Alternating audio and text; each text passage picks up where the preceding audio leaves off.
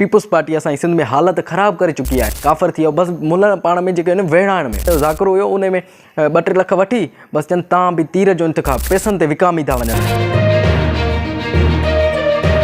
अस्सलाम वालेकुम दोस्तों, हिन वक्त असांजी सिंध में जेका आहे मज़हबी जंग छुड़ी चुकी है।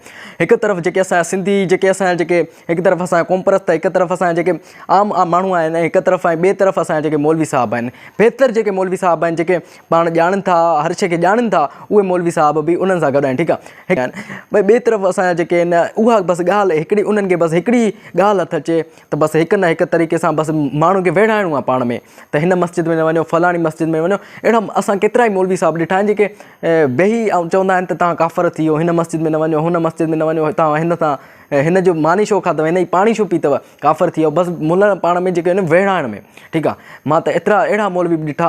हाणे जेको तव्हांजी इलेक्शन आई 2024 जी जेका असांजी इलेक्शन आई आहे हीअ, उन इलेक्शन में अहिड़ा मौलवी जेके असांजा पूरी सिंध में जेका हालत ॾिसो केतिरी असांजी सिंध में पीपुल्स पार्टी असांजी सिंध में हालत ख़राब करे चुकी आहे। उन खां बाद में बि जेके आहिनि मौलवी साहब असांजे कुझु इज़त वठी दीन इस्लाम जे नाले ते, हुज़ूर जे दीन जे नाले ते इज़त वठी ऐं बसि कुझु ठीकु आहे विकामींदा आहिनि। हाणे तव्हां ॾिसो त कराचीअ में हिकिड़ो ऐलान आयो, हिकिड़ो ज़ाकिरो हुयो, मां हुनजो नालो प्राइवेट रखां, तीर जो इंतिखाब कयो। अड़े हे तव्हां सॼी पूरी सिंध में हालत त ॾिसो, पूरी सिंध में ज़ुल्म कहिड़ा था थियनि पिया। हिन वक़्तु ताईं को तव्हांजो हिन जो पीपुल्स पार्टीअ जेके MNA जो कंहिंजो ऐलान आयो आहे त तव्हां पाण में छो था विड़ो, तव्हांखे बसि उहे वेड़ाइण में, तव्हांखे वेड़ाइण में आहिनि पूरा। त मां तव्हांखे पूरी सिंध खे गुज़ारिश थो कयां त पाण में अरबुर छो था विड़ो, उहे तव्हां कमज़ोर था थियो पाण में। असांखे हर दफ़े सां इहो ई असांखे विड़ायो वियो आहे, पाण में विड़ायो वियो आहे त हे विड़नि त असां अॻिते थियूं, हे विड़नि त असां अॻिते थियूं। जीअं असां पाण में विड़ंदासीं त हे जेके असांजा पीपल आहिनि उहे कब्ज़ो कंदा वेंदा, अॻिते वधंदा वेंदा। मां पूरी सिंध खे थो गुज़ारिश करणु चाहियां त पाण में न विड़ो। शाहनवाज़ कुंबर जेको आहे उहो हाणे जेको थी चुको आहे उन जे ख़िलाफ़ु कार्रवाई कई वञे, ऐं मौलवी साहब जेके उन्हनि जी लाश जी तज़ील कई वई आहे उन ते फुल कार्रवाई कई वञे।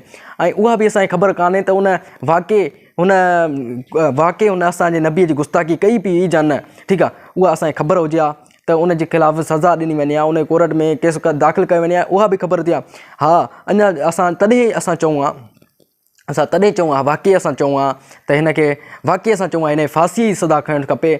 जंहिंजो ॾिसो था हुज़ूर अकरम सल्लल्लाहु अलैहि वसल्लम फरमायो त असांजी जेका अखियुनि ॾिठी शइ हूंदी आहे न उहा बि कॾहिं कॾहिं कूड़ी थी पवंदी आहे। ठीकु आहे, त उन ॻाल्हि खे पूरी तइ करे उन ॻाल्हि खां पोइ उनखे सज़ा ॾियणु खपे। हिन